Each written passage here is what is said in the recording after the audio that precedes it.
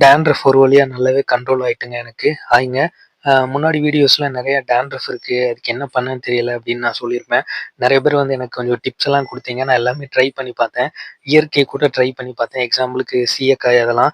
But எனக்கு எதுவுமே கேட்கல. பட் நான் பண்ண ஒரே ஒரு விஷயம் எனக்கு இப்போ நல்ல கண்ட்ரோலபிளா இருக்கு. அது என்னன்னு பார்த்தீங்கன்னா, ஒரு கண்டிஷனர். நான் டவ்வோட ஹேர் ஃபால் ரெஸ்க்யூ கண்டிஷனர் தான் யூஸ் பண்ணேன்.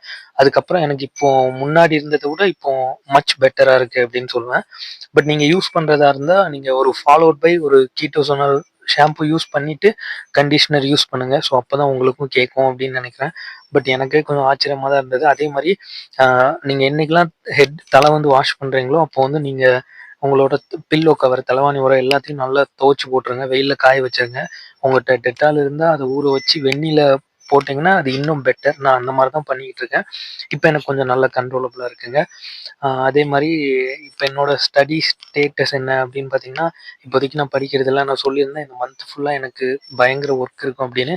பட் கரண்ட் அஃபேர்ஸ் மட்டும் நான் டெய்லி ஒண்ணு ஒண்ணு ரிவிஷன் பண்ணிக்கிட்டு இருப்பேன். அந்த மாரி தான் போய்க்கிட்டு இருக்கு. பட் நெக்ஸ்ட் மந்த்ல இருந்து இல்ல அந்த பொங்கல் கழிச்சு நான் படிக்க ஆரம்பிச்சுருவேன்னு நெனைக்கிறேன். ஸோ நீங்க படிச்சா நல்லா படிங்க.